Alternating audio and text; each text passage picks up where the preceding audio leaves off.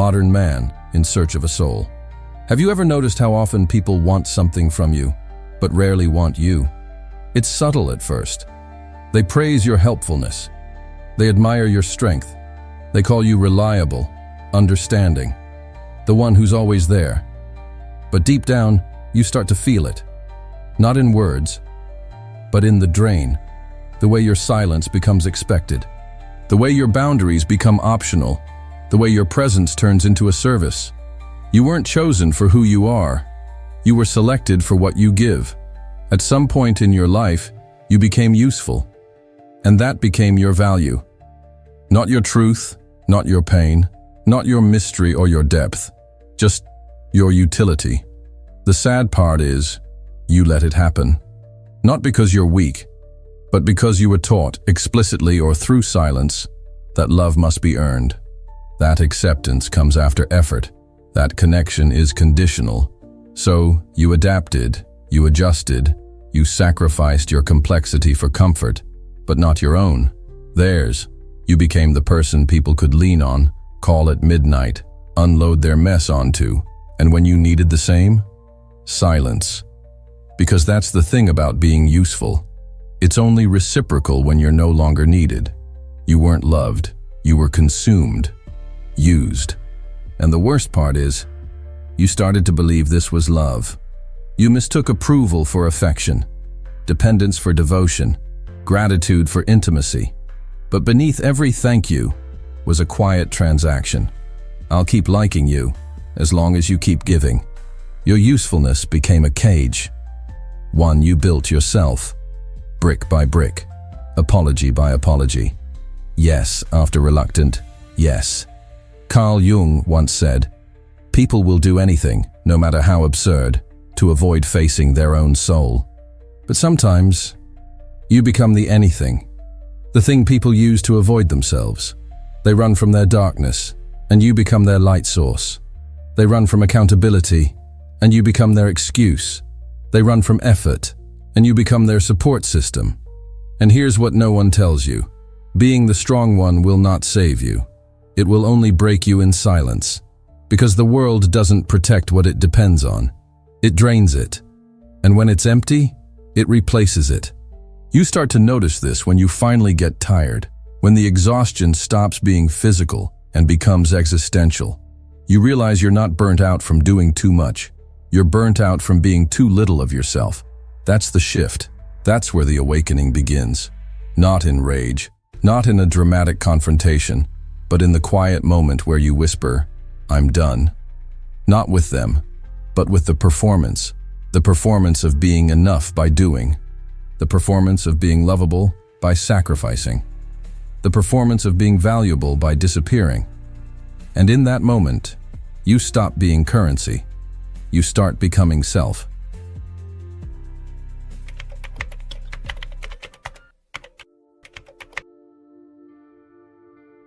They didn't steal from you. They didn't have to. You offered it. Willingly, eagerly. Every piece of yourself that felt too much. You trimmed your needs, delayed your boundaries, negotiated your voice. Lowered, not out of weakness, but out of longing. A longing to be chosen, to finally feel like you were safe enough to stay. So you became what they wanted. Quiet, flexible, pleasant. And they loved you, as long as you were easy to use. They didn't ask about your soul. They asked for your time, your presence, your forgiveness, your silence. And you gave it, because part of you thought, if I'm good enough, they'll stay. If I'm kind enough, they'll change. If I give enough, I'll finally be seen. But what happens when the giving never ends? When the people around you stop asking and just start taking? They didn't betray you. Not really. They just responded to the version of you that offered no resistance. You trained them to take, by refusing to say no, by avoiding discomfort, by being afraid of what would happen if you finally asserted your worth. You weren't generous. You were afraid. And fear wears the mask of kindness all too well. Carl Jung wrote, "The most terrifying thing is to accept oneself completely." And maybe that's why you ran. not from them, but from yourself. Because to accept yourself would mean this: you were complicit in your own exhaustion, in your own depletion, in your own invisibility. You let yourself become a version of yourself that was easier for others to manage, more likable, less threatening, more convenient. But convenience comes at a cost. And now, you're paying it. Not with money, with energy, with presence, with years lost trying to earn love by disappearing into someone else's comfort. Here's the truth that stings. You taught them how to treat you, with your silence, with your availability, with your inability to disappoint them, because you thought disappointing them would mean abandonment, and abandonment would mean rejection, and rejection would mean you're not enough. So instead of being abandoned by others, you abandoned yourself, piece by piece, smiling all the way through. But the smile, it started to shake. Your chest started to tighten. The energy that used to overflow, gone, and no one noticed. Because you made sure they didn't have to.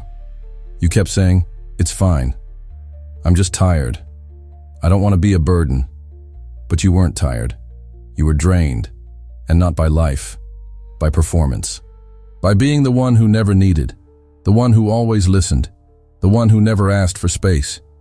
And now you're here, reading this, hearing this, feeling it in your chest like a mirror made of glass. And maybe, just maybe, you're starting to realize they didn't change. You just finally saw it, clearly, without the fog of your hope. And that clarity, that ache, it's not punishment, it's awakening. You were never too much. You were just with people who only wanted the parts of you they could use. And now, you begin to take them back.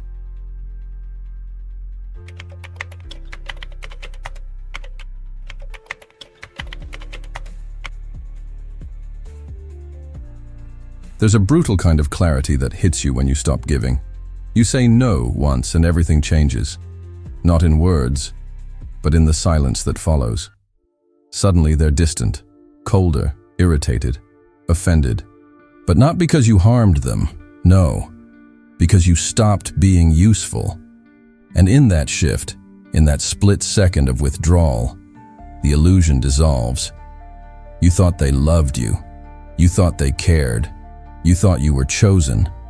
But what you were was convenient, familiar, predictable. A reflection, not a person. They didn't want your depth. They wanted your reaction.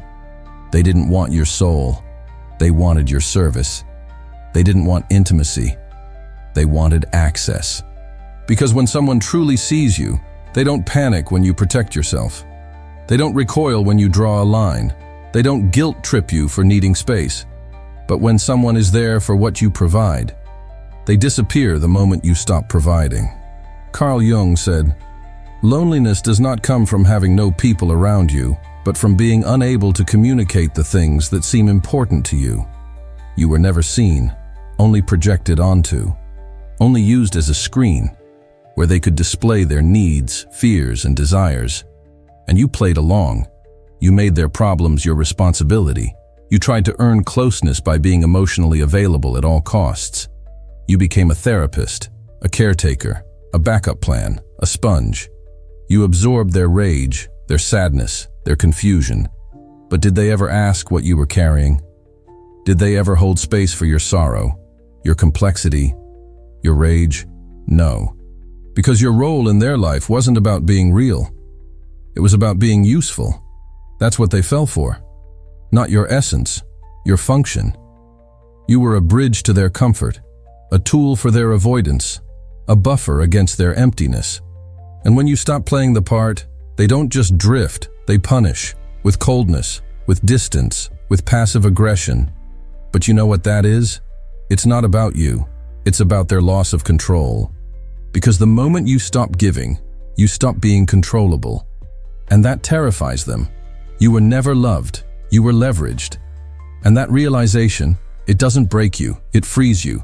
Because now, you know, your worth has nothing to do with your availability. Your love is not a currency. Your presence is not a product. And anyone who disappears when you say no was never connected to you. They were attached to what you allowed them to take. This is where grief and liberation shake hands. You mourn the illusion. You bury the fantasy. You light a candle at the altar of your own return. And from that quiet place, a new voice begins to rise. I will no longer be useful to people who don't value me. I will no longer perform worthiness. I will no longer abandon myself to feel chosen.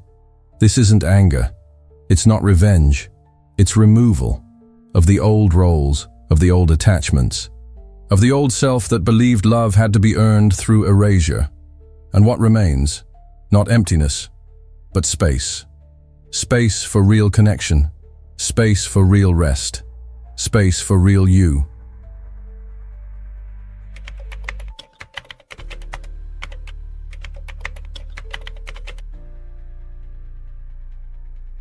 You were taught to be nice, not whole, not honest, not sovereign, just nice. Say yes, be available, don't offend, smile. And somewhere along the way, nice became your prison. Because being nice meant never being a problem. It meant shrinking to fit into other people's comfort zones. It meant swallowing your truth because it felt too heavy. It meant apologizing for things that weren't your fault, just to keep the peace. But what is peace? When it costs you your voice. What is kindness? When it requires your disappearance. They told you, be kind and people will treat you well. But you were kind. You were exceptionally kind. And they didn't treat you well. They treated you like an open faucet, something that pours when they need and shuts off when they're done. Because here's what no one wants to admit. Kindness without boundaries attracts takers, not nurturers. And your softness, your empathy, your quiet loyalty became the perfect feeding ground for people who never learned how to give. You said yes when you meant no. You stayed silent when you were hurting. You smiled to avoid conflict. But what you were really doing was disappearing, and you called that being good. Let that sink in. You called your self-erasure goodness, and they praised you for it. Because of course they did. You made their lives easier. You carried their emotional weight. You let them cross your boundaries without consequence. And that made you safe to them. Not lovable, not cherished, just safe to use. Carl Jung once said, "The shoe that fits one person pinches another. There is no recipe for living that suits all cases." But you tried to become the universal fit, the perfect emotional shape for everyone else's comfort. And now, you don't even know what you feel anymore. Because nice has no edges, no texture, no voice. It's the version of you that never upsets anyone, but is also never fully real. And if love is based on a version of you that isn't real, then the love itself is a lie. That's the trap. That's the wound.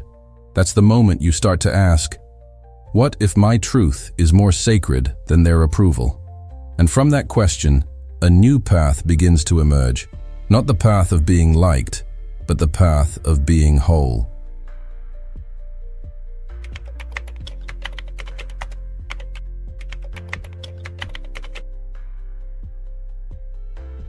Guilt is a quiet killer.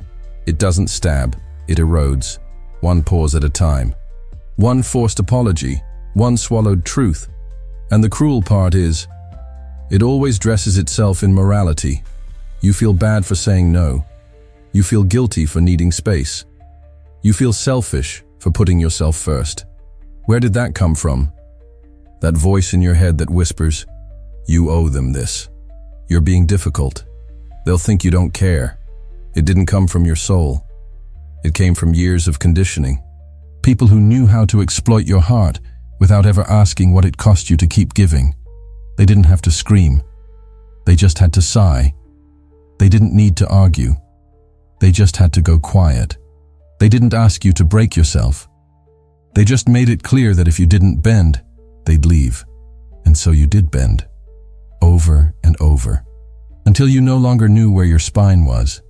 Because guilt is not always loud. Sometimes it's a glance. Sometimes it's a pause in the conversation. Sometimes it's an unanswered message designed to make you feel like the problem. But let's be honest. Is guilt really yours? Or is it just the residue of manipulation? Carl Jung wrote, "Shame is a soul-eating emotion, and guilt, when weaponized, is its twin. It doesn't make you a better person. It makes you controllable. And manipulators love guilt because it's clean, because it looks like you're the one in the wrong, because it makes your own conscience turn against you. It's the perfect trap, especially for people like you. People who feel deeply, people who care too much, people who want to do the right thing, even when no one else does. Your kindness is not the problem, but the way it has been used against you, that is the wound. Because kindness without discernment becomes self-destruction. It's not noble to destroy yourself for people who would never even pause to consider your pain. It's not loyalty, it's programming. You were taught that love means giving, but real love includes receiving. Real love respects boundaries. Real love is not allergic to no. So why do they recoil when you say it? Because it interrupts the cycle. Because it stops the transaction. Because it forces them to face the part of themselves that has never learned how to love without taking. That's not your guilt. That's their discomfort in meeting the real you, not the version of you that exists to comfort their wounds. And you need to understand this. You are not cruel for protecting your energy. You are not cold for choosing silence. You are not heartless for letting them sit in their own discomfort. You are healing. And healing looks like discomfort, especially to those who are comfortable with your self-neglect. It will feel wrong at first. You will second-guess. You will wonder, am I abandoning them? But pause, breathe, and ask the deeper question. Did they ever show up for me without needing something? Did they love me or the benefits of me? That's when you'll know. And in that knowing, guilt begins to dissolve. Not because you stopped caring, but because you finally started caring about yourself too. And when that shift happens, they'll feel it, because you'll stop flinching. You'll stop explaining. You'll stop apologizing for your own healing. And they'll realize they can't pull the same strings anymore. Not because you're mean, but because you're free.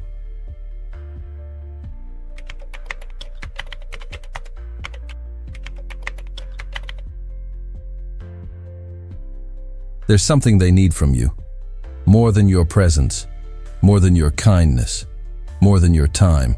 They need your reaction, that flinch, that over-explaining, that emotional labor you perform every time they guilt, provoke, or withdraw. They don't want conversation, they want control. And control doesn't need force. It just needs a predictable response. So they push your buttons. They trigger the guilt. They go quiet, knowing you'll ask, "Did I do something wrong?" They sigh, and you scramble to fix it. They withdraw, and you chase. They criticize, and you explain. And in every single one of those moments, they gain power. Not overtly, not with a raised voice, but in silence, in absence. In the way they make you do the emotional lifting. You carry the conversation. You keep the peace. You apologize just to end the tension. They don't need to scream to control you. They just need to watch how fast you react. Because every reaction is an energy leak. Every emotional flare-up becomes fuel. They feed on it. The guilt, the need to be understood, the belief that it's your job to fix every rupture. And you? You think you're being a good person. You think you're being patient, mature, emotionally aware. But really, you're being harvested. Carl Jung said, "What you resist persists. What you accept transforms." And you've been resisting the truth. This is not a relationship. It's a performance. One where you play the part of the empath, the forgiver, the rescuer, the peacekeeper.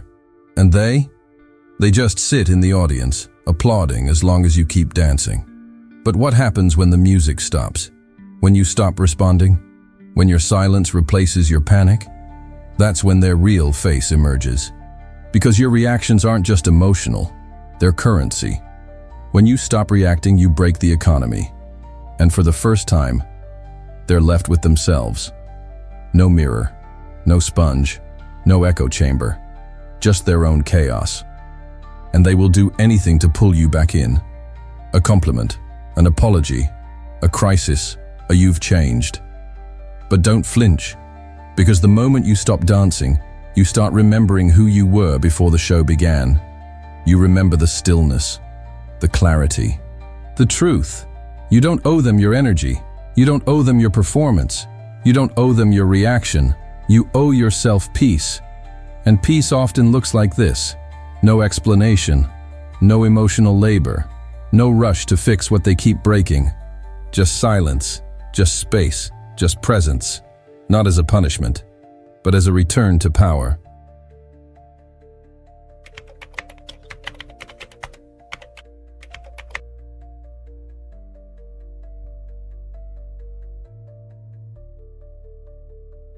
You want to know who someone really is. Stop being useful to them. Stop giving. Stop performing. Stop saving them from their own emotional discomfort. Just stop. Say no once. And observe. Say, I need time for myself. And feel the shift. Because the moment you stop handing them your energy, your time, your attention, the illusion begins to shatter. And what's revealed? Not a partner, not a friend, not a family member who loves you unconditionally, but a person who never saw you as a soul, only as a supply. That's the moment it all becomes clear. The warmth, conditional. The praise, performance-based. The connection, transactional. You were the one holding the structure together, and now that you've stepped back, it collapses. Carl Jung once wrote, "The meeting of two personalities is like the contact of two chemical substances. If there is any reaction, both are transformed." But you weren't being transformed. You were being consumed. And now that the reaction has stopped, you see them for who they are without your effort. Empty, reactive, unstable. Because when they can't use you, they can't control the narrative. And when they can't control the narrative, they start to show you what was always beneath the surface. The bitterness, the entitlement, the rage at losing access to what was never theirs to begin with. You'll hear things like, "You've changed. You're cold now. You don't care anymore." But let's be clear. You didn't change. You just stopped playing the role they cast you in. You stopped being the fixer, the feeler, the forgiver, the one who absorbs damage like it's your purpose. You stepped out of the script, and now they're standing on a stage alone, shouting lines you no longer respond to. And that silence?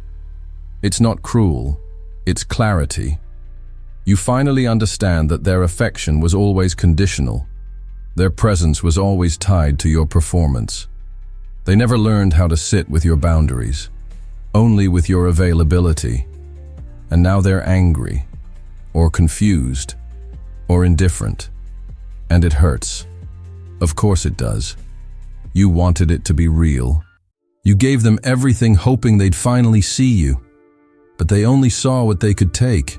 And when that's no longer available, they vanish. They twist. They lash out. Not because you failed them, but because you freed yourself. And freedom isn't loud. It's not dramatic. It's not a war. It's a door closing. A thread being cut. A breath being reclaimed. You don't need to fight them. You don't need to prove anything. You don't need revenge. You need space. Space to heal. Space to feel. Space to remember that who you are without being used is someone worthy, whole, and untouchable. So let them show themselves. Let them react. Let them fall away. Because every person who disappears when you reclaim your energy was never with you. They were with your performance. And now that it's over, you can finally be.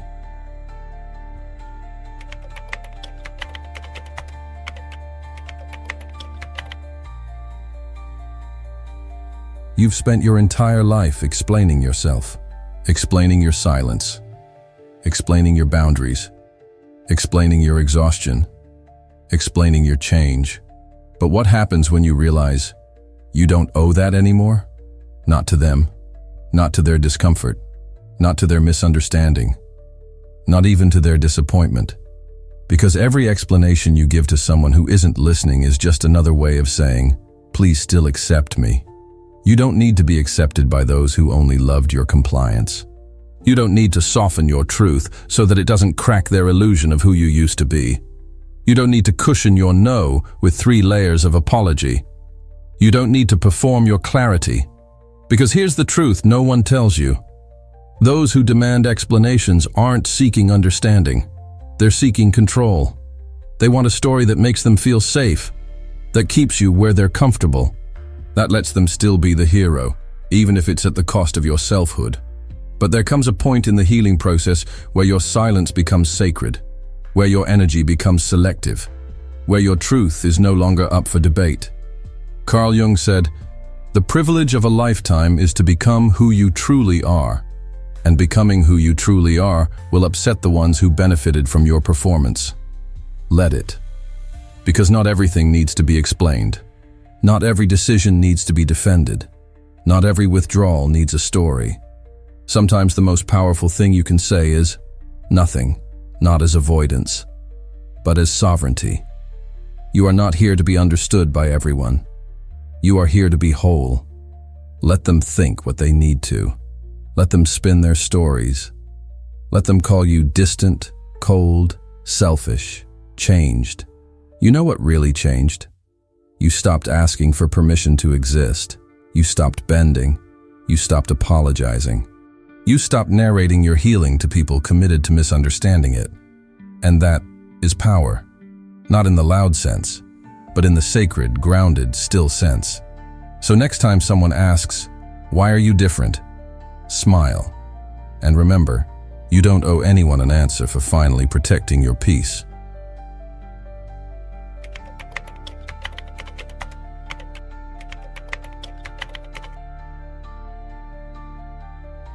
Something begins to shift when you stop explaining, when you stop performing, when you stop leaking energy into places that never deserved it. You begin to feel yourself, not the version of you that tried to be useful, not the one who waited to be chosen, not the one who needed to be validated through exhaustion, but the you that existed before the performance, the one buried under years of compromise. And with that return, something sacred happens. Your energy comes back. Not all at once, not like a lightning strike, but slowly, quietly, like blood returning to a limb that's been asleep. At first, it tingles, then it aches, then it moves. Carl Jung believed that when we cut ties with false identities, we reclaim something deeper, libido, not in the sexual sense, but in the original Jungian sense of life force, psychic energy, the energy that animates the soul, that drives creation, that gives birth to authenticity, that powers individuation. And when it's no longer siphoned away by people, stories, roles, or survival patterns, it starts to build inside you. You begin to say no without guilt. You begin to rest without explanation. You begin to create, not for approval, but because it feels like breathing. You become selective with your presence, not as a performance of detachment, but as an act of devotion to your inner world. The fatigue that once lived in your bones starts to dissolve. The anxiety that buzzed in your chest begins to quiet. The ache of disconnection is replaced by something unfamiliar, but deeply natural: peace. And not peace as absence of conflict, but peace as alignment. When you speak, you mean it. When you give, it's from overflow. When you connect, it's mutual. There is no more performance. There is only presence. You're no longer afraid of being misunderstood because you're no longer negotiating your truth. You're no longer drained because you've become your own source. You walk slower. You listen deeper. You exist without needing to be consumed. This is what it means to be whole. This is what it means to stop bleeding energy into people who never saw your wounds. This is what it means to return to your center. And that center, it's not loud. It doesn't need to be, because it's no longer trying to prove anything. It simply is.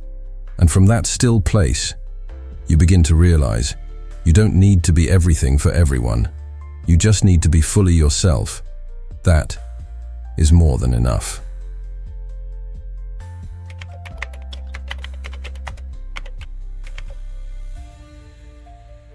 There is a strange stillness after the storm of realization. Not anger, not bitterness, not revenge, just space.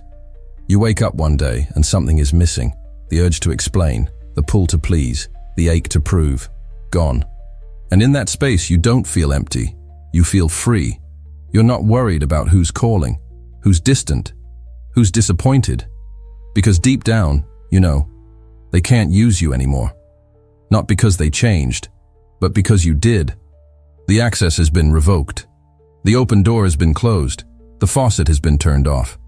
And what's left is a version of you they never met. The one who doesn't shrink to keep the peace. The one who doesn't translate silence into guilt. The one who doesn't betray themselves to stay loved. You see now what you couldn't see before. It wasn't love if it required your disappearance. It wasn't care if it collapsed when you said no. It wasn't connection if it fed on your performance. It was need. It was habit. It was consumption. And now, you're not available for that anymore. Carl Jung once said, "You are what you do, not what you say you'll do." And now you're doing the one thing you were never allowed to do, choosing yourself. Not out of selfishness, but out of survival, out of truth, out of a love so real it no longer requires being seen to be sustained. And yes, people will fall away. They already have. But what remains is yours. What comes after will be different. Because you're different. You're not the version of you they could guilt. You're not the version of you they could drain. You're not the version of you they could use. That person? Gone. Burned in the quiet fire of healing, rage, silence, and return. And from those ashes you rise. Not louder, not harder, just clearer. They can't use you anymore. And that's how you know you're finally home.